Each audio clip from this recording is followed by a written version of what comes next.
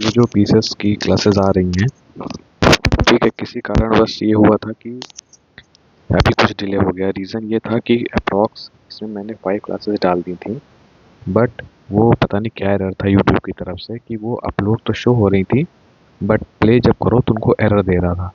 इसलिए मैंने रिसेंटली, यदि आपने देखा होगा कभी 10 दिन पहले 28 अगस्त के आसपास जो पहली क्लास डाली थी, तो मैंने टेलीग्राम ग्रुप पे ये भी अपडेट दिया था कि क्लासेस अपलोड होनी शुरू हो गई हैं, सब देख सकते हैं। फिर उसमें कस्टमर सपोर्ट और सारी चीज़ें करने के बाद एक्चुअली कुछ टाइम के लिए उन्होंने वो कर दिया था, इस वजह से अब फाइनल ये प्रॉब्लम सॉर्ट आउट हो चुकी है। ठीक है, आज मान के चलते हैं 11 सितंबर तारीख है, ठीक है, 6 अक्टूबर को होना है एग्ज़ाम। तो प्लान ये बनाया गया है कि 20 दिन में हम 20 दिन लेके चलेंगे। फिर वो क्लासेस 1 घंटे की हों या 4 घंटे की हों, ठीक है, वो हमारी हेडेक है, वो आपकी हेडेक नहीं है। आपकी हेडेक सिर्फ है कि जितना दिया जाएगा उसको आपको रटना है, शुद्ध शब्दों में रटना है, ठीक है, रट के ही प्रीलिम्स आप निकालेंगे, ठीक है। और यकीन मानिए पूरे नोट्स आपको मिल जाएंगे, उतार दिया है पूरे नोट्स जिससे लगातार प्रीलिम्स निकलते रहें, ठीक है। और पूरी टीम की मेहनत है, ऑलरेडी प्रीलिम्स उन्होंने दे रखे हैं, निकाल रखे हैं, ठीक है। तो आपको कहीं जाना नहीं है, आप जहाँ से पढ़ रहे हैं आप चाहें तो पढ़ सकते हैं, और आप चाहें तो सिर्फ इस पर डिपेंड हो सकते हैं, ठीक है, पूरी तरीके से आप डिपेंड हो सकते हैं, ठीक। ये क्लास आपको कट ऑफ क्लियर कराएगी अगर आपने मन लगा करके पूरा कवर अप कर लिया तो। अभी आप कुछ देर में लेवल देखेंगे, कुछ देर में देखेंगे कि आखिर मैं इतना श्योर क्यों हूँ, ठीक है। तो ये चीज़ें आपको भी थोड़ी देर में पता चल जाएंगी जब क्लासेस होंगी। तो स्टार्ट हम ऐसा करने जा रहे हैं कि होल्ड ऑन, स्टार्ट ऐसे होने जा रहा है कि आज जो क्लास हम लोग स्टार्ट करेंगे वो कर रहे हैं पॉलिटी की और साथ ही साथ ज्योग्राफी की।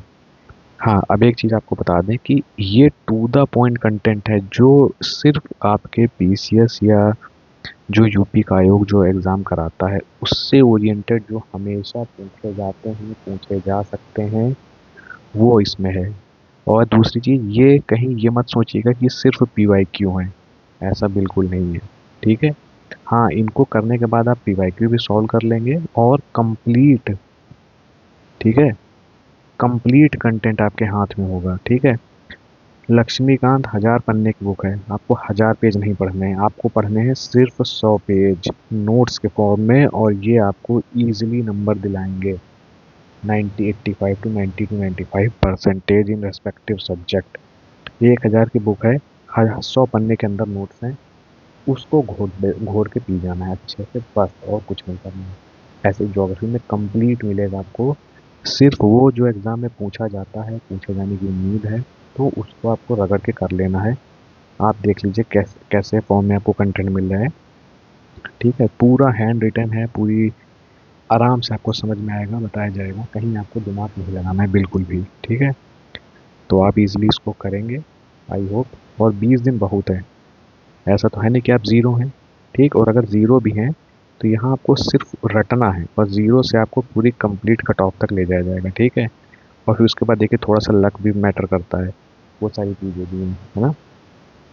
तो बट जिनकी तैयारी थोड़ी भी हो चुकी है, चाहे वो 20% ही हो, बस ये रिक्वेस्ट है प्लीज़ आपसे कि इसको मत छोड़िएगा। अभी थोड़ी देर बाद आप जान जाएंगे क्यों, क्योंकि कंप्लीट रिवीजन होगा आपका, ठीक है, कंप्लीट रिवीजन होगा, कंप्लीट, इससे आपको सारे सब्जेक्ट्स आप कवर कर लेंगे एक ही जगह पर, ठीक है। और जो एग्ज़ाम ओरिएंटेड चीज़ें पूछी जाती हैं सिर्फ उतना आप पढ़ेंगे, और आप खुद देख लेंगे कि कितनी मेहनत की गई है, ठीक है। और दूसरी चीज़ आपको बता दें कि आपसे जैसा कि बोला गया था, या तो एकदम नॉमिनल कॉस्ट होगी, ठीक, और या फिर एकदम जो है फ्री ऑफ कॉस्ट रहेगा। तो आप मेहनत देख ही सकते हैं, और उसके बाद आपको बताते हैं, इस विषय में भी चर्चा होगी। फिलहाल हम लोग क्लास स्टार्ट करते हैं। देखिए, अब हम थोड़ा सा तेज़ी में कर, क्योंकि 20 दिन है, सिलेबस काफ़ी है, बट सारे ब्रह्मास्त्र यहाँ पर आपको मिलेंगे, सारे, आपको बस रट डालना है। जो लोग वर्किंग हैं उनके लिए तो समझ जाइए एकदम ब्रह्मास्त्र है, उनको उनके सामने एकदम सोचिए एकदम परसी हुई थाली रखी है, उसको बस उनको घोट के पीना है, खाना है, चबा डालना है, और जाके एग्ज़ाम में उसको अप्लाई कर देना है। ईजिली आप कट ऑफ निकाल सकते हैं, ठीक है। मेहनत आपको करनी होगी, बिना मेहनत के नहीं होगा। इसको अगर आप करेंगे 20 दिन में आपकी अच्छी खासी तैयारी हो जाएगी, ठीक है।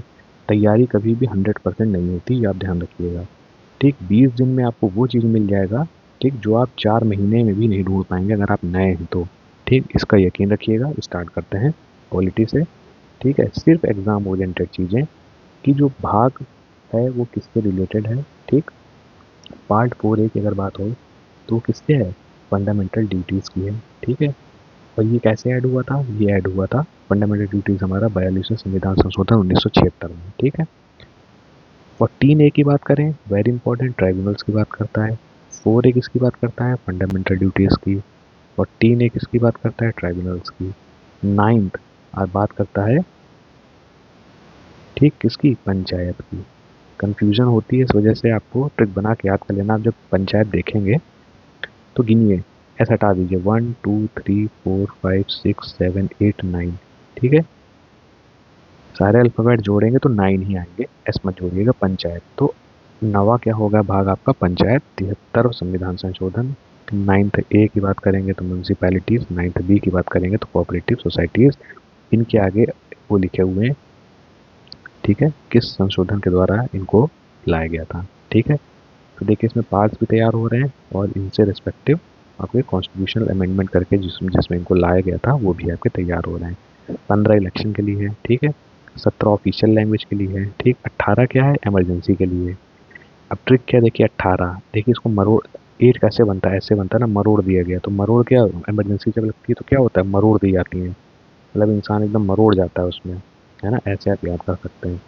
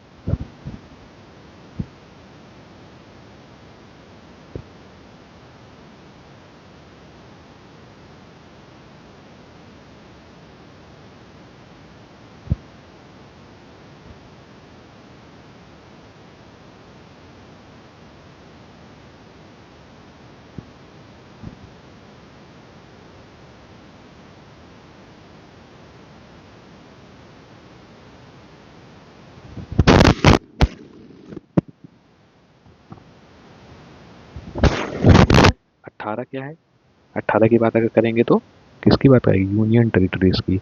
और जो देखेंगे पार्ट आपका जो 7वां है वो नील है, हट गया, ठीक, दिखाई दे रही है। क्या क्या, 4A फंडामेंटल ड्यूटीज, ये लिखा है संविधान संशोधन। 14A ट्राइब्यूनल, ठीक। 9th इजी है, गिन लिया। 5th इजी है, गिन लिया। 6 इजी है, 6 से क्या है, स्टेट गवर्नमेंट, और 6 से क्या है आपका पार्ट 6, एस से 6 और एस से स्टेट, तो ये आपका हो गया, ठीक है। और पार्ट 8 आपने लिख दिया यूनियन टेरिटरीज। पार्ट 7 धोनी का नंबर है 7, ठीक। धोनी के अंदर क्या है, एटीट्यूड एकदम नील है, ठीक। तो ये आपने यहाँ से कर लिया कि नील हो गया, आपको पता चल गया।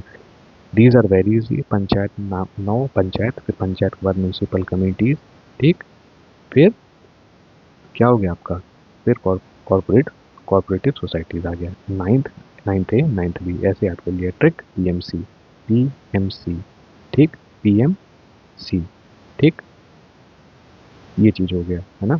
और इसके साथ ही करंट में भी आपको बताया जाएगा। फिलहाल अभी करंट में जो नेपाल का इशू चल रहा है थोड़ा सा देख लीजिएगा आप, ठीक है। बाकी उसकी क्लासेस बाद में आएंगी, और अगर नहीं हो पाता तो बता दिया जाएगा कहाँ से कैसे करना है। फिलहाल हमारा टारगेट है 20 दिन में कंप्लीट जीएस आपको करा दें, ठीक। सी सेट इसमें इंक्लूड अभी नहीं है, ठीक है, और वो आपको देखना होगा। बट 20 दिन में कंप्लीट जीएस अच्छे से आपको रटा दी जाएगी, बेफिक्र रहिएगा, ठीक है। अब देखिए जो सिर्फ पूछा जाएगा, ठीक है, वरना पढ़ने को 1000 पेज की आप लक्ष्मीकांत पढ़ते रहिए, कोई नहीं रोका है, उसी को पढ़ते रहिए और बार बार प्रीलिम्स देते रहिए, 2 4 10 नंबर से रुकते रहिए। सिर्फ जो आएगा, सिर्फ जो पूछा जाएगा वो आपको दिया जा रहा है, ठीक। ये हो गया पार्ट का, हमारे यहाँ से सारा खत्म हो गया। अच्छा, अटॉर्नी जनरल ऑफ इंडिया की बात करें तो किस में है, पार्ट 5 में इसकी चर्चा है। ठीक, आर्टिकल कौन सा है, 76।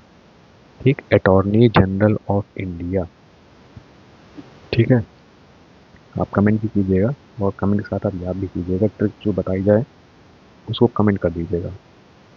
ठीक है, attorney general of India part 5 में है आर्टिकल 76, पार्ट 5 आर्टिकल 76। समझ जाइए attorney general of India.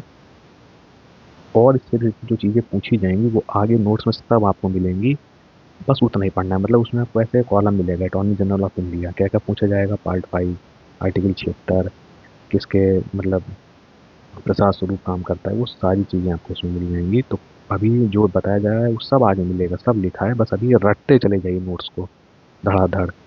Part 14, ठीक, service under union and states. ठीक, attorney general part 5 and article 76।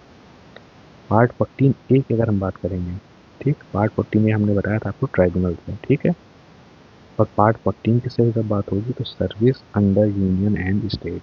ठीक, संघ और राज्य के अंदर जो सर्विसेज होती हैं उसकी बात करता है पार्ट 14, और पार्ट 14 ए बात करता है ट्राइब्यूनल्स की।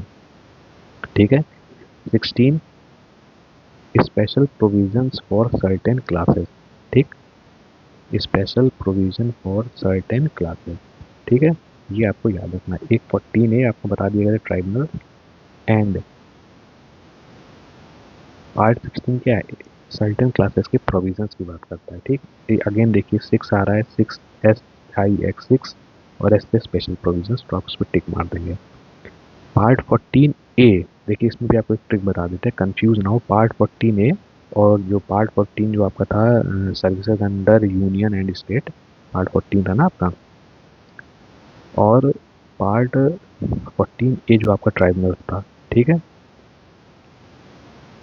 ना, इसमें ट्रिक क्या है, देखिए पार्ट 14 ए ट्राइब्यूनल्स क्या कहते हैं, ए तुम इधर आओ, तुम्हारी खबर लेते हैं, ए इधर आओ, तो पता चल गया कि ट्राइब्यूनल ए बुला रहा है, इधर आओ तुम। Part 14 under state and government की जो सर्विस है 16 स्पेशल प्रोविजंस की बात करता है। ठीक, इतना आपको पता चल गया। ठीक है, देखिए बहुत तेज़ी में कवर करना है।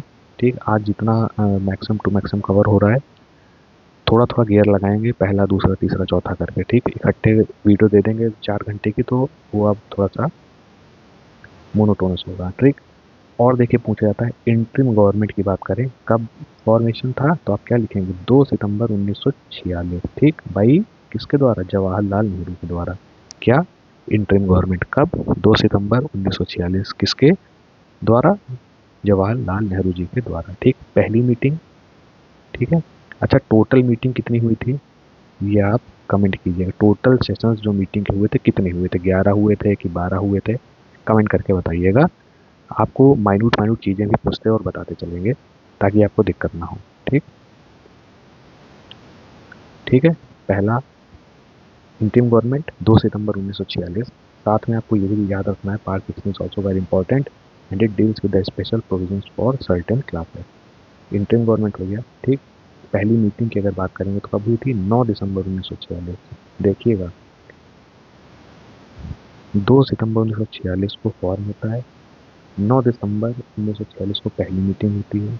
ठीक, और ड्राफ्टिंग कमेटी की अगर बात आ जाएगी, ठीक, ड्राफ्टिंग कमेटी कब हुई थी, 29 अगस्त 1947। Very very very very very important. ठीक है, ड्राफ्टिंग कमेटी का अपॉइंटमेंट कब हुआ था, तो आप बताएंगे 29 अगस्त 1947। और साथ ही जो पहली मीटिंग हुई थी वो कब हुई थी, 9 दिसंबर 1946। और इसमें एक चीज़ और पूछ सकता है ऑप्शन डाल के कि क्या मुस्लिम लीग ने पार्टिसिपेट किया था, तो आप बोलेंगे नहीं, they have boycotted this first session, first meeting of constituent assembly. ठीक, तो यहाँ से 3 फैक्ट्स आपको निकल के आ रहे हैं, ये देखिए। इतना आपको घोट डालना है, ऐसे रिवाइज करते चलना है साथ ही में। ठीक है, कैसे, क्या, कि भैया इंटरिम गवर्नमेंट हमारी 2 सितंबर 1946 जवाहरलाल नेहरू फॉर्म किया, पहली meeting boycott bye Muslim league, and first meeting was held on 9 दिसंबर 1946। ठीक है, अपॉइंटमेंट की बात करें ड्राफ्टिंग कमेटी, तो कब, 29 अगस्त 1947। ये दो चीज़ आपको याद कर लेनी। ठीक है, very very confusing and important. Constitutional adviser advice कर रहा है कौन, BN राव। ठीक, ट्रिक क्या है, एडवाइस इनकी लग रही है, तो ये क्या कर रहे हैं, बन रहे हैं, बन राव, राव से रहे, बन रहे हैं, मतलब ये भाव खा रहे हैं, बन रहे हैं, मतलब रेस्पेक्टेड पर्सनालिटी हैं, याद करने के लिए आपको बता रहे हैं। वहाँ पर आपका टारगेट है क्वेश्चन को सही करना, ठीक है, इनका पूरा सम्मान है। तो एडवाइस कर रहे हैं तो बन रहे हैं एडवाइस करके, तो एडवाइजर क्या हो गया, बी एन राव, ठीक। और कब ये constitution was adopted and enacted, कब था, 26 नवंबर, आप सबको पता होगा 1949, ठीक, 26 नवंबर 1949, और मीटिंग पहली थी 1946 में, ठीक है। अडॉप्टेड वाला जो क्वेश्चन होता है वो वेरी इंपॉर्टेंट है। अब आप देख रहे होंगे कि इसमें क्या क्या आपको दिया जा रहा है, तो यहीं से सब मिलेगा, इसके अलावा कहीं नहीं जाना है, 1000 पन्ने को भी छूना नहीं है, ना कहीं किसी के नोट छूना है। अच्छा, पहली formal demand for constituent assembly किसने की थी, स्वराज पार्टी ने की थी, याद रखिए क्वेश्चन पूछा जाएगा, ठीक है। और कहाँ पर हुआ था इसकी कॉन्फ्रेंस, कहाँ पे, रांची में, याद रखिएगा ध्यान से इस चीज़ को, ठीक है।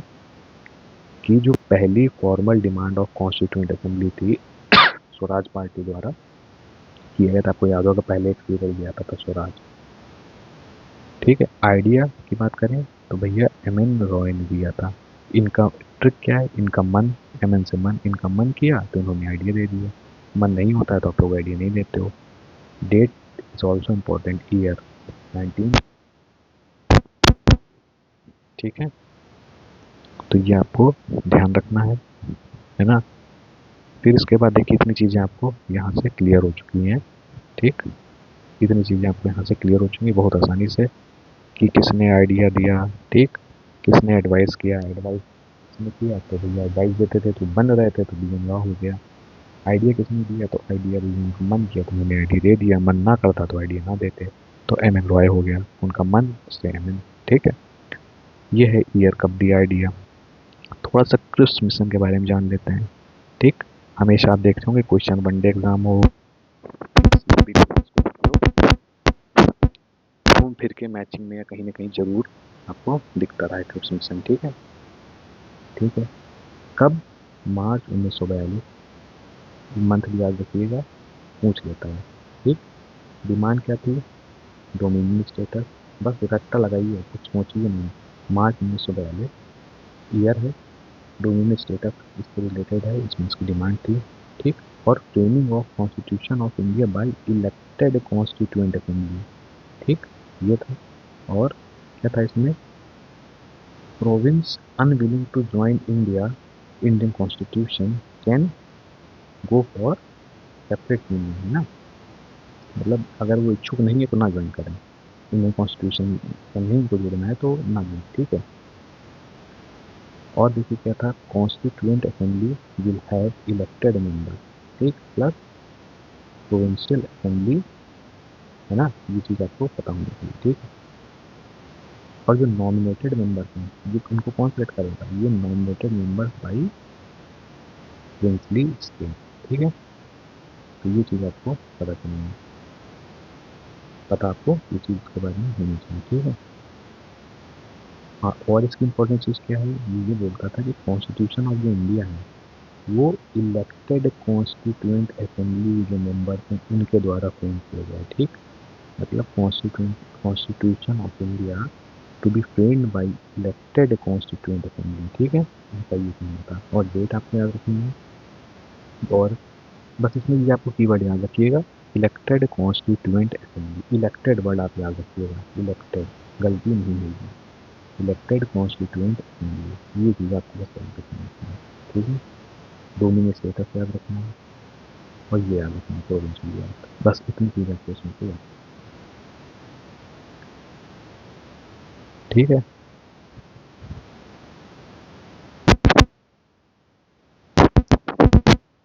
अब देखिए, the constituent assembly was constituted under cabinet mission, ठीक। एक एक लाइन इंपॉर्टेंट है, कब इसके अंडर कॉन्स्टिट्यूट हुई थी, कैबिनेट मिशन के अंदर, कब, मार्च 1946, on basis of indirect election, ठीक है, इनडायरेक्ट इलेक्शन के माध्यम से कॉन्स्टिट्यूएंट असेंबली आपकी कॉन्स्टिट्यूट हुई थी, ठीक है। ऑब्जेक्टिव रेजोल्यूशन की बात करते हैं, ठीक, कब आया था, 13 दिसंबर 1946, किसके द्वारा, अगेन जवाहरलाल नेहरू जी के द्वारा, ठीक। क्या? Objective resolution. कब? 13 दिसंबर 1946। अभी आपकी ड्राफ्टिंग डेट वाली आपको याद है क्या बताया था? 29 अगस्त 1947। ठीक। और फर्स्ट मीटिंग आपको याद है? फर्स्ट मीटिंग रिवाइज भी करते चलिए। फर्स्ट मीटिंग कब थी आपकी जो उसकी असेंबली की थी? 9 दिसंबर 1946। ठीक। और इंटरिम गवर्नमेंट की डेट क्या है? 2 सितंबर 1946। ठीक। यानी इंटरिम गवर्नमेंट की डेट और मीटिंग ऑफ कॉन्स्टिट्यूंट असेंबली की डेट और ड्राफ्टिंग, मतलब वेरी वेरी वेरी इंपॉर्टेंट। ये आप समझिए इस चीज़ को यहाँ पे, इसलिए आप बैक ले जा रहे हैं। ड्राफ्टिंग कमेटी की डेट आपको पता होनी चाहिए। ठीक है।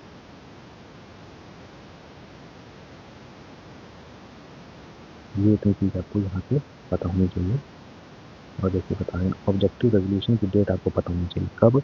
13 दिसंबर 1946 भाई जवाहरलाल नेहरू। ठीक है। फिर देखिए आगे यही प्रीएम्बल में मॉडिफाई हो जाता है। कब? 22 जनवरी 1946। ठीक। रिटन कॉन्स्टिट्यूशन के फॉर्म में। ठीक। क्या था? 13 दिसंबर 1946 को ऑब्जेक्टिव रेजोल्यूशन जवाहरलाल नेहरू जी द्वारा लाया जाता है। बाद में ये प्रीएम्बल में बदल जाता है 22 जनवरी 1945, 4 दिन पहले। सॉरी 4 दिन पहले कह रहे हैं, मतलब 26 जनवरी से आप याद कर सकते हैं कि 4 दिन पहले 22 जनवरी, बट डेट 1959 याद करके आप 47 याद रखेंगे। अब ये कुछ चीज़ें हैं पूछी जाती हैं हमेशा कि कहाँ से किस कंट्री से क्या लिया गया है कॉन्स्टिट्यूशन में। तो बेसिक जैसे फटाफट देख लीजिए। यूएसए प्रीएम्बल, यूएसए की बात करें preamble, judicial review, independence of judiciary, fundamental right. ठीक। Function of president and vice president, removal of SP है, सुप्रीम कोर्ट हाई कोर्ट जजेस, इम्पीचमेंट ऑफ प्रेसिडेंट। यूके की सारी चीज़ें लिखी हुई हैं, पढ़ लीजिएगा। ठीक। Parliamentary form, rule of law, single presidency, bicameral law making, cabinet system, council of responsible minister to Lok Sabha, speaker Lok Sabha, prime minister UK से। ठीक है। आयरलैंड से बीपीएसपी, nomination of members to Rajya Sabha, council of state, nomination और राज्यसभा इससे Ireland से, election of president method. Russia से fundamental duties. ठीक। And 5 years plan. ठीक है। साउथ अफ्रीका से क्या है? Election of member of Rajya Sabha, amendment of constitution. ठीक। ट्रिक क्या है? कॉन्स्टिट्यूशन में बदलाव। साउथ अफ्रीका की क्या अच्छी है, फील्डिंग अच्छी थी तो ये लोग बदलाव करा करते थे, तो ऐसे याद कर लीजिएगा। ठीक है। कनाडा से देख लीजिए क्या क्या लिखा हुआ है, सारी चीज़ें यहाँ पे आपको मिल जाएंगी। ठीक है। आगे बढ़ते हैं, बेसिक चीज़ है आप इसे देख सकते हैं। ठीक। कॉन्सेप्ट मतलब पूछ ले कि क्या था इन सबके पीछे, कॉन्स्टिट्यूशन बनाने के पीछे, तो आप क्या लिख दोगे? टिक मारोगे यूनियन ऑफ स्टेट, स्टेटमेंट देके पूछा भी हुआ है और इम्पोर्टेंट भी है। कहाँ से लिया गया था? तो ब्रिटिश नॉर्थ अमेरिकन एक्ट से, कनाडा। ठीक है। ये मतलब सीधे पूछेगा कि यूनियन ऑफ स्टेट्स जो है कहाँ से डिराइव किया गया था, तो ब्रिटिश नॉर्थ अमेरिका एक्ट आप वहाँ पर लिख देंगे। ठीक है। इसके बाद देखिए फंडामेंटल ड्यूटीज। ठीक। फंडामेंटल ड्यूटीज के बाद जब भी है सिर्फ एक नाम आपको याद रखना, सरदार संवर सिंह कमेटी के द्वारा चलाए गए थे ड्यूटी। ठीक। सरदार वो क्या करते हैं? ड्यूटी अच्छी करते हैं, तो ऐसे याद रखिएगा कि फंडामेंटल ड्यूटीज जो है सरदार संवर सिंह कमेटी के द्वारा लाया गया था। ठीक है। कोई लीगल बाइंडिंग है नहीं, मतलब फॉलो होता है तो ठीक है, नहीं फॉलो होता है तो नहीं, तो भाग देंगे वो, ऐसा कुछ भी नहीं है। आर्टिकल 51 है, आपको इससे याद रखना है। ठीक। इतना आपको पता होना चाहिए फंडामेंटल ड्यूटीज के बारे में। ठीक है। बाकी देखिए पार्ट्स में आप जा सकते हैं यहाँ पे, तो आपको एक चीज़ और पता चल जाएगी। पार्ट 4A डील करता है फंडामेंटल ड्यूटीज से और 42वां संविधान संशोधन, कॉन्स्टिट्यूएंट एक्ट 42वां था। ठीक है। ये चीज़ आपको और पता चल गई ऊपर से ही। प्रियम्बल की बात करें तो ऑब्जेक्टिव रिवीजन को आप भूल नहीं सकते हो। वो कब आया था? 13 दिसंबर, आपको भूलना नहीं है, 13 दिसंबर को आया था जवाहरलाल नेहरू के द्वारा, 13 दिसंबर 1946 में ये रहा। ठीक है। यही प्रियम्बल में कन्वर्ट हो जाता है और प्रियम्बल की सारी चीज़ें यहाँ लिखी हुई हैं, आप पढ़ सकते हो अपने आप भी। ठीक है। जैसे कि प्रियम्बल को आईडी कार्ड ऑफ कॉन्स्टिट्यूशन किसने कहा था? नेपाल की वाला ने कहा था। ठीक है। और ये देखिए ऑब्जेक्टिव रेवोल्यूशन जवाहरलाल नेहरू पर बेस था, उसी को कन्वर्ट हो गया था। अगेन 42वां संविधान संशोधन। ठीक। हुआ। ऐड किया क्या? SSI, SSI, socialist, secular and integrity. 42वां संविधान संशोधन प्रीएम्बल में ऐड किया, एक्सरसाइज, ठीक है। और इसी के साथ अब आपके कितने हो गए थे, triple S D R, triple S क्या हो गया था, triple S D R, sovereign, socialist, secular, democratic and Republic आपका यहाँ पे बन जाता है। 3 ऐड होते हैं exercise, socialist, secular and integrity. और मैंने साल की वाला में क्या बोला था इसको, मॉडिफाइड ऑफ कॉन्स्टिट्यूशन, ठीक। और ये किसका फॉर्म इसमें था, मतलब मॉडिफाइड इसका ये था ऑब्जेक्टिव रेजोल्यूशन का, जो कि आया था 13 दिसंबर 1946 को भाई जवाहरलाल नेहरू, ठीक है। और स्टार्टिंग में अगर बात करें तो स्टार्टिंग कॉन्स्टिट्यूशन में क्या था, सिर्फ एस डी आर था, याद रखिएगा, sovereign, democratic and Republic, sovereign, democratic and Republic. फिर आता है आपका 42वां संविधान संशोधन, और फिर वो जोड़ देता है एस एफ आई, यानी सोशलिस्ट, सेकुलर एंड इंटीग्रिटी, ठीक। सोवरेन से कंफ्यूज मत होइएगा, ऑप्शन दे देगा सोवरेन तो टिक मार दो आप, ऐसा समझो। एस एफ आई मतलब सोशलिस्ट, सेकुलर और इंटीग्रिटी, और ये पहले थे, ये मिलकर ट्रिपल एस डी आर बन जाता है। और ये पहले से संविधान संशोधन, बस इतनी चीज़ें आपको याद रखनी है इसमें, बस इतनी चीज़ें जितनी इसमें लिखी हुई हैं। क्या क्या लिखा हुआ है, एक तो ये लिखा हुआ है, ये, सॉरी, ये देखिए, एक तो ये लिखा हुआ है ना, एक तो ये लिखा हुआ है, एक ट्रिपल एस डी आर वाली बात लिखी हुई है, और एक एस एफ आई वाली बात लिखी, इतनी चीज़ आपको याद होनी चाहिए बस,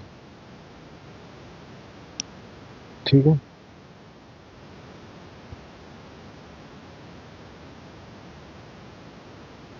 अब देखिए इसमें कुछ केसेस के बारे में हमको पता होना चाहिए। बेरूबरी केस जो था 1960, वेरी इंपॉर्टेंट केस के ईयर, और उस केस में क्या बोला था, उस केस के आधार पर क्या जजमेंट था, वेरी इंपॉर्टेंट, पूछा गया है, पूछा जा सकता है, बहुत ज़्यादा हाई चांसेस है।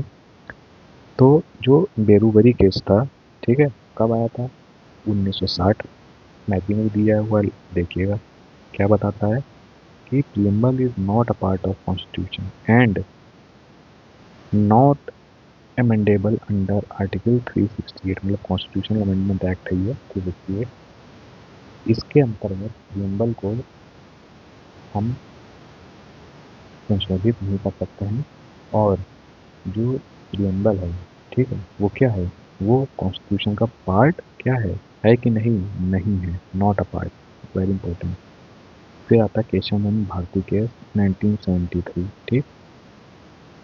ये क्या बोलता है, preamble is a part of constitution, इसने बदल दिया, यानी 1960 में बेरूबरी केस में इसने बोला कि ये ना तो संशोधित हो सकता है क्योंकि ये कॉन्स्टिट्यूशन का पार्ट ही नहीं है।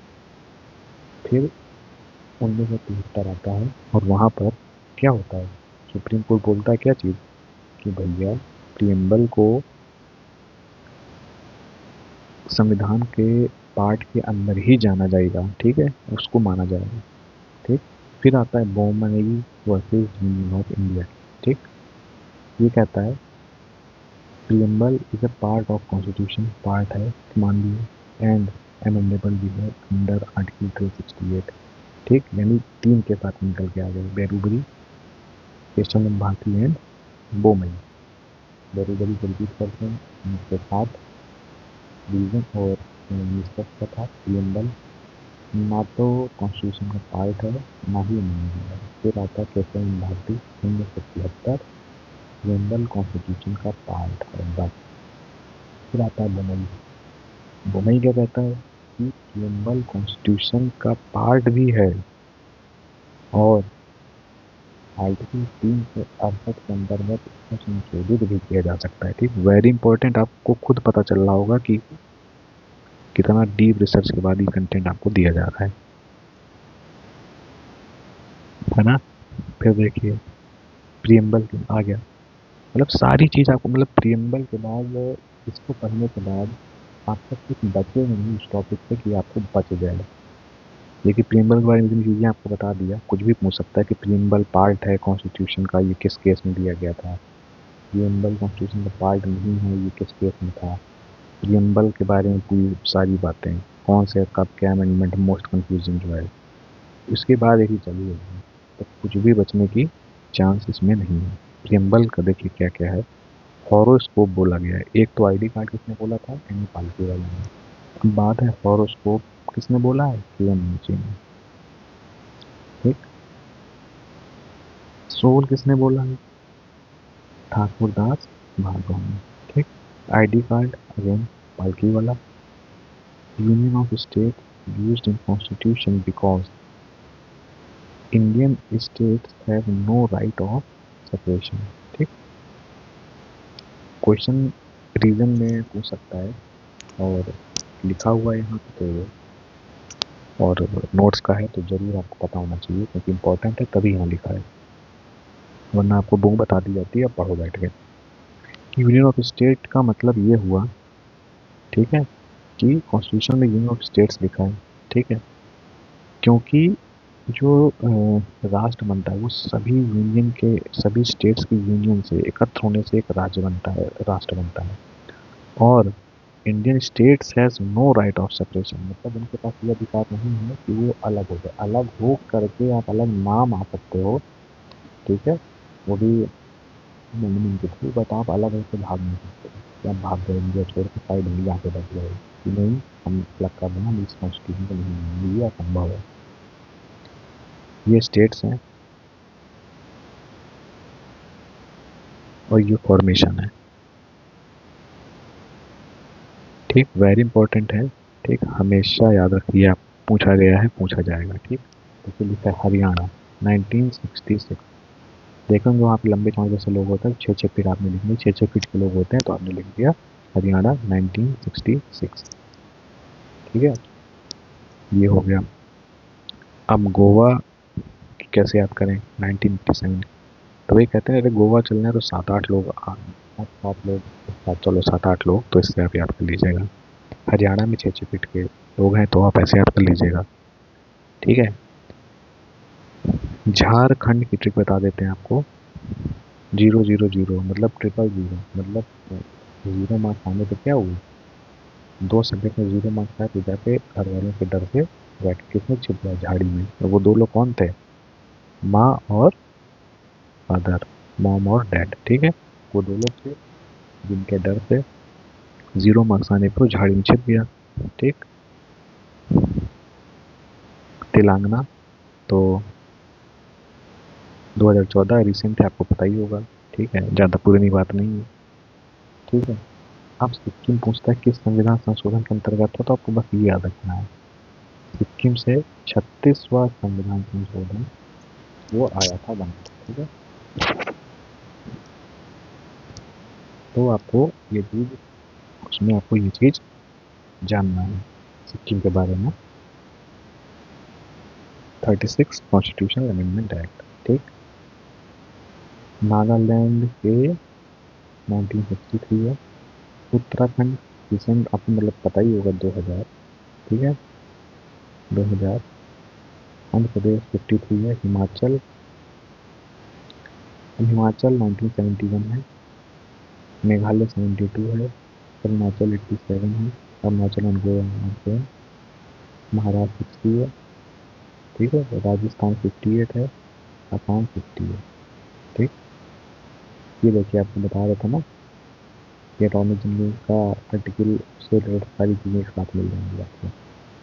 तो चलिए आपको पहले ईयर फॉर्मेशन के ग्राफिक देखिए। हरियाणा 6-6 फीट तो 1966, गोवा 18, हिमाचल 87, झारखंड 200, तेलंगाना 2014, सिक्किम पार्टनर में 36वां संविधान संशोधन, नागालैंड की बात करेंगे तो 63 का 1963, उत्तराखंड 2000, आंध्र प्रदेश की बात करेंगे तो 53। हिमाचल में क्या देखते हैं, हिमाचल प्रदेश पर्वत ऐसे ऐसे बने होते हैं, तो ये क्या बन के आ रहा है, वन समथिंग बन के आ रहा है, तो जहाँ एक दिखा टिक मार सकते हो इसके लिए। इसका आइडिया मिल जाएगा 1971। अरुणाचल प्रदेश और गोवा एक ही थे 1987। ठीक, मेघालय 72, ऐसे ठीक बेजोड़ आपको बताई देंगे। महाराष्ट्र 1960, राजस्थान 58 और असम 50। ठीक, तो यहाँ पर आपने ये चीज़ देखा कि एक आपको राजस्थान बहुत पुराना दिख रहा है 58 के करीब, और एक आपको दिखा होगा आंध्र प्रदेश, ये दिखा आपको 1953 है। हाँ। ठीक, तो आंध्र प्रदेश और आपको राजस्थान पुराना दिख रहा है। ठीक, और आपको आसाम दिख रहा पुराना 1955 का। ये 3 आपको अलग से पता होनी चाहिए बात। बाकी गोवा अरुणाचल 8-7 लोग एक साथ जाओ घूमने। हिमाचल में पर्वत होते हैं, ऐसे ऐसे बनते हैं पर्वत, तो आपने इस पे वन उठा लिया, वन मिल गया। उत्तराखंड पता ही है, नागालैंड 63, सिक्किम के लिए 36वां संविधान संशोधन है को, तेलंगाना 2014 याद रखिए। ठीक है।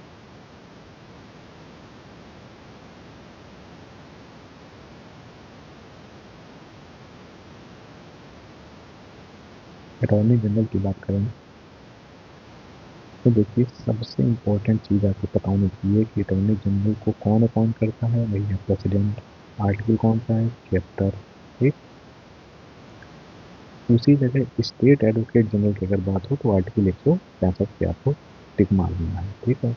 अब देखो अटॉर्नी जनरल की जब भी बात आएगी, यानी आर्टिकल 76 की जब भी बात आएगी, तो आपको एक नाम याद रखना, प्रेसिडेंट। आर्टिकल 76। और ये वोटिंग में पार्टिसिपेट नहीं करेगा, याद रखना है। ठीक। प्रोसीडिंग्स में पार्टिसिपेट करेगा, दोनों हाउसेस की जो प्रोसीडिंग्स में उसमें पार्टिसिपेट करेगा, बैठ जाएगा जाके, लेकिन वोटिंग नहीं करेगा। ठीक है। दूसरी देखो, मतलब कि दोनों हाउसेज में ये बैठ सकते हैं, बोल सकते हैं, बता सकते हैं, विचार दे सकते हैं, बट वोटिंग में पार्ट नहीं करेंगे। ठीक है। रिजाइन करेंगे तो किसको देंगे, भैया जिसने उनको चुना उसी को देंगे ये। ठीक है। दूसरा, प्लेजर ऑफ प्रेसिडेंट, यही जिसे हिंदी में कहते हैं ना, प्रसाद पर्यंत समथिंग, ये राष्ट्रपति के प्रसाद पर्यंत काम करता है, मतलब प्लेजर ऑफ सकते हैं। टर्म फिक्स होता है नहीं, मतलब जो भी आना होगा अटॉर्नी जनरल क्वेश्चन वो यहीं से आएगा, वरना नहीं आएगा। इसके अलावा कुछ भी टर्म इनका फिक्स नहीं होता है। राष्ट्रपति के हाथ में आज है कल नहीं, ये फिक्स नहीं होगा। रिमूवल के बारे में मेंशन नहीं किया गया कॉन्स्टिट्यूशन में, बट प्रेसिडेंट इसको रिमूव कर सकता है।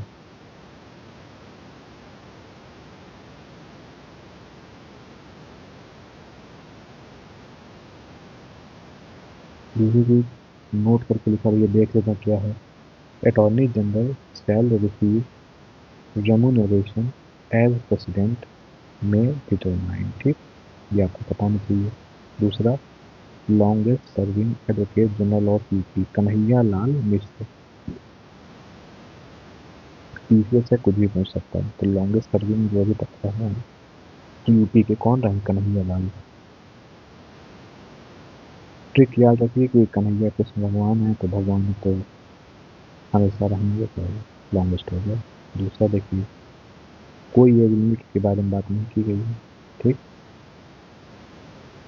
और first longest service of attorney general of India की अगर बात करेंगे तो कौन सी, एमसी स्टेलवर्ड। और यूपी की बात करेंगे तो भैया कन्हैया लाल, है ना। यूपी मतलब आपका मथुरा वृंदावन कृष्ण जी, कन्हैया, है ना। और इंडिया की बात करेंगे तो एमसी स्टेलवर्ड आप याद रखेंगे। वही अगर पहला पूछ रहे एडवोकेट जनरल ऑफ यूपी तो आप क्या बताएंगे, नारायण प्रसाद। ठीक। नारायण प्रसाद, आप ऐसे याद कर लीजिए, मतलब ये पूछा जा सकता है, आप याद रखिएगा, इसको आप हल्के में मत लीजिएगा। बहुत तह तक मेहनत लगी है तब आपको ये चीज़ दी गई है, पूछा जाएगा आपसे ये चीज़। ठीक है। 100% उसमें कोई दो राय नहीं है। ठीक। तो यूपी का लॉन्गेस्ट सर्विंग कन्हैया लाल पहला, नारायण प्रसाद इंडिया का पहले, एमसी स्टीलवर्ड।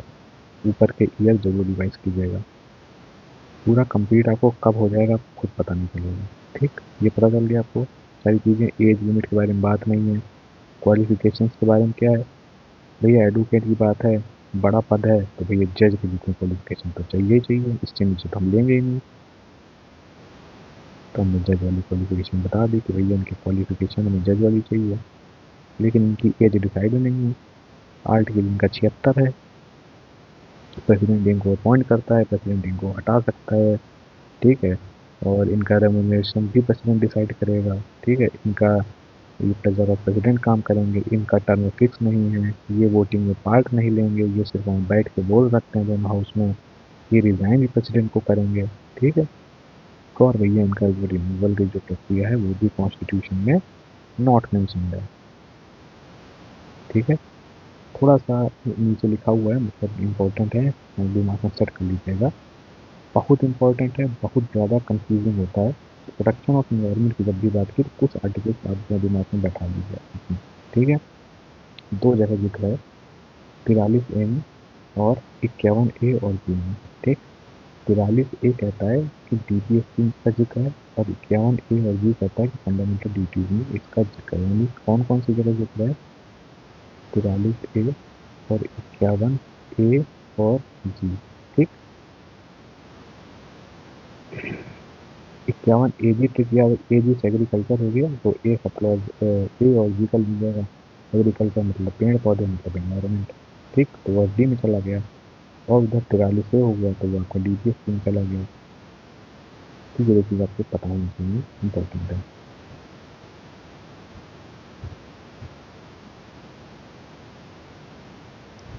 ठीक है, अब देखिए डीपीएसपी के बारे में। ठीक, डीपीएसपी जो है, इसके कुछ इंपॉर्टेंट आर्टिकल्स हैं, हमेशा पूछे जाते हैं और पूछे जाएंगे। ठीक है, हमने दो आर्टिकल आपको इधर बता दिए, 43A और 51A, दोनों प्रोटेक्शन ऑफ इन्वायरमेंट की बातें करते हैं। अब हम बात करेंगे डीपीएसपी में 48A की, वेरी इंपॉर्टेंट। ठीक है, improvement of environment and safeguarding forest की बात कर रहे हैं। समझिएगा, दोनों में कंफ्यूज नहीं होना है। 43A जो है आपका, वो बात कर रहा है आपका प्रोटेक्शन ऑफ इन्वायरमेंट का। ठीक, इसी जगह जो डीपीएसपी का 48A है, बहुत पूछा गया क्वेश्चन है, वो बात करता है इन्वायरमेंट के इम्प्रूवमेंट की और safeguard and protection of forest की। 48A। ठीक, और देखिए 43A लिखा है डिटेल में, क्या कर रहा है? Participation of workers in management industries of forest as well as environment protection. ठीक, कंफ्यूज नहीं होना। 43 में आपका इन्वायरमेंट को डील करता है, जिसके लिए वो पार्टिसिपेशन ऑफ वर्कर्स की बातें करता है। उसी जगह 48 से आपकी फॉरेस्ट से रिलेटेड है और सेफ गार्ड ऑफ फॉरेस्ट की बात करता है। ठीक, अच्छा, तो 38 क्या है? 38 है वेलफेयर ऑफ पीपल। ठीक, सोशल इकोनॉमिक पॉलिटिकल, SEP याद रखिएगा, SEP, सोशल इकोनॉमिक और पॉलिटिकल वेलफेयर ऑफ पीपल की बात करता है। और इनकी जो इनकम इक्वलिटी है, किसी भी ज़्यादा की इनकम, उसको एक हद तक बराबर करने की बात करता है। ठीक है, जिसे कहते हैं welfare of people. Article number 38 किस में ऐड हुआ था? 44वें संविधान संशोधन से ये ऐड हुआ था। ठीक है, ये आपको पता होगा। ठीक है, ये लिख दिया है, पूछा गया है। ठीक है, 39 से याद रखना आपको, लीगल एड की बात कर रहा है फ्री। 48 से आपको बता दिया है, फॉरेस्ट की बात कर रहा था, सेफ गार्ड की। ठीक, और कौन से कॉन्स्टिट्यूशन की बात करे पूछेगा, तो आपको याद है उसे 42वें संविधान संशोधन की बात कर रहा है। ठीक है, मतलब 42वें संविधान संशोधन में मैंने को ऐड किया गया था 48A, 39। ठीक, 39A आपका जो था वो फ्री लीगल एड था, और 48A जो आपका फर्स्ट वाला था। देखिए, 39D क्या बात कर रहा है? Equal pay for equal work both man and women. 39D। ठीक है, तो आपको ये पता चल गया आर्टिकल। ठीक है, 39A और 48A, ये बात आपकी किसकी कर रहे थे? ये बात आपकी कर रहे थे 42 संविधान संशोधन के अंदर ये आए थे। 39 से फ्री लीगल एड और 48 से फॉरेस्ट। ठीक, 39 की equal pay for equal work था। ठीक, और राइट टू इन्फॉर्मेशन जो आरटीआई है, ये कैसा राइट है? स्टेटरी राइट है कि लीगल राइट है? पूछो नहीं है, तो बताना है कि ये स्टेटरी राइट है। दिमाग में इस बात को रखना है अपने।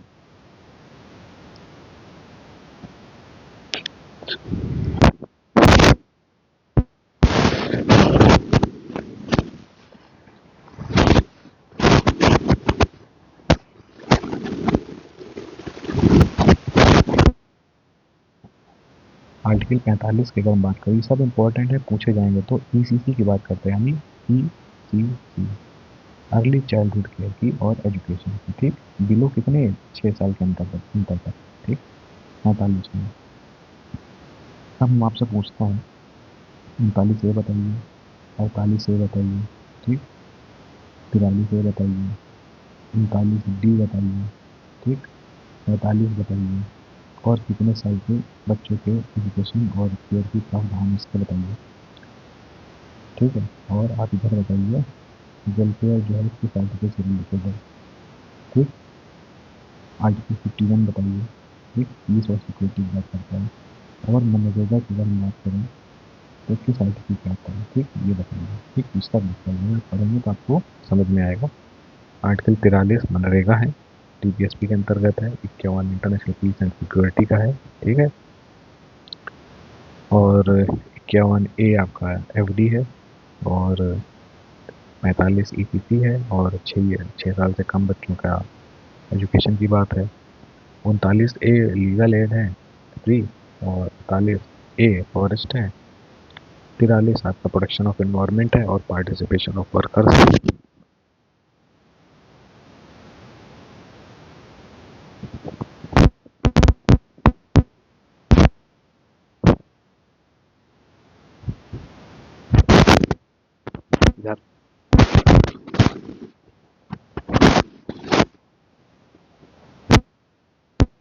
होल्ड कीजिएगा जरा, ठीक है। इधर देखिए सेंटर और स्टेट के बारे में थोड़ा सा बात कर लेते हैं। जो आर्टिकल 245 से लेकर के 10 आर्टिकल जोड़ दो 255 तक की बात होता है, तो वेरी इंपॉर्टेंट है सेंटर और स्टेट की अगर हम बात करें, ठीक है। अब इसमें जानने से पहले जो पहला ही आर्टिकल है 245, इसके बारे में आपको ये पता होना चाहिए है कि जो आर्टिकल 245 कहता है कि पार्लियामेंट के पास पावर है to make law for whole or any part of, ठीक है, कंट्री, ठीक है ना। ये चीज़ आपको पता चाहिए कि जो आर्टिकल 245 से 255 है वो बात करता है सेंटर और स्टेट के संबंध में, पहली चीज़। लेकिन जो आर्टिकल पहला 245 है वो कहता है कि पार्लियामेंट पूरे भारत के लिए या फिर किसी एक पर्टिकुलर स्टेट के लिए या किसी पार्ट के लिए वो लॉ बना सकता है। Very easy and very common, ठीक। नाइन्थ, अब देखिए पार्ट है यहाँ पे, ठीक, तो कंफ्यूज नहीं होना है पार्ट। वहाँ पे आप देखिए पार्ट 11 के दो हैं, सब क्लॉज 1, सब क्लॉज 2। एक है लेजिस्लेटिव से, एक है एडमिनिस्ट्रेटिव रिलेशन से, ये थोड़ा सा देख लीजिएगा, ठीक है। सातवां जो शेड्यूल है ये बात करता है आपकी सेंटर और स्टेट रिलेशन की। देखिए हमने आपको बताया था कि तैयारी ऐसी होगी कि एक जैसे हेडर खोला सेंटर स्टेट, तो सब आपका सेंटर स्टेट का चीज़ कवर होना है, ठीक है, पूरा पूरा गाथा एक जगह में, ठीक। सातवां शेड्यूल याद रखना है, 245 से 255 याद रखना है, आर्टिकल 245 क्या कहता है ये याद रखना है, ठीक है, ठीक है। और ये जो है लेजिस्लेटिव आर्टिकल्स हैं कौन से, 245 से 255 तक, 256 से 263 आपके एडमिनिस्ट्रेटिव हैं, एंड 268 से 293 फाइनेंशियल। इसको देख लीजिएगा एक बार। दूसरा इसका इंपॉर्टेंट आर्टिकल है 253, ठीक। वो कहता है कि parliament can make law for whole or any part of country और territory for implementing any treaty agreement with any other country without the consent of any state international treaty। एक तो आपको ये बता दिया गया,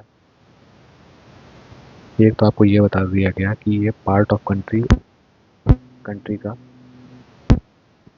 दूसरी चीज़ आपको ये बता रहे हैं, दूसरी चीज़ आपको ये जाननी है आर्टिकल 293 कि इंटरनेशनल ट्रीटी या अदर कंट्रीज के साथ कोई एग्रीमेंट ट्रीटी जब साइन होती है तो वो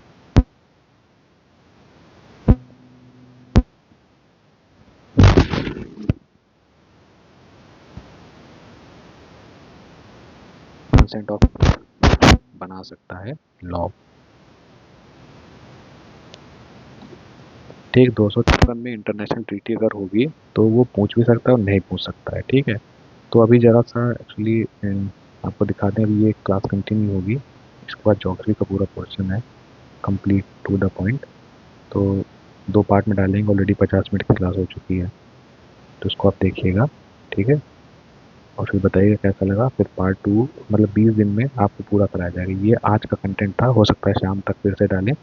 अभी पार्ट 1 में 50 मिनट की क्लास है, क्योंकि अपलोड में थोड़ी सी प्रॉब्लम आ रही है। ठीक, तो जैसे 1 आवर के ऊपर होता है तो पता नहीं क्या एरर दे रहा है। तो ये 50 मिनट्स के अप्रॉक्स आपको पहली पार्ट दे रहे हैं, ऐसे 50 मिनट से 1 आवर के अप्रॉक्स आपको दूसरा देंगे। ये आज का ही कंटेंट है। ठीक, ऐसे ही 20 दिन के कंटेंट अलग अलग है, ये सिर्फ आज का कंटेंट है, याद रखिए आज का है बस। तो ये पार्ट 1 है वीडियो का। इसी का पार्ट 2 आएगा, फिर 3 आएगा, ऐसे ही करके करते करते 20 दिन में पूरा कंप्लीट जीएस कराया जाएगा। ठीक, और अगर आपको अच्छा लगता है तो आप लाइक कीजिएगा, शेयर कीजिए और सब्सक्राइब कीजिए चैनल को। ठीक है, और इस नंबर पर कांटेक्ट कर सकते हैं 9455555070 पर आप व्हाट्सएप कर सकते हैं। ठीक है, टेलीग्राम आप बाबास एडुटेनमेंट सर्च करके जुड़ सकते हैं। इसमें आपको सारी अपडेट और क्लास की लिंक मिलती है। ठीक है, धन्यवाद।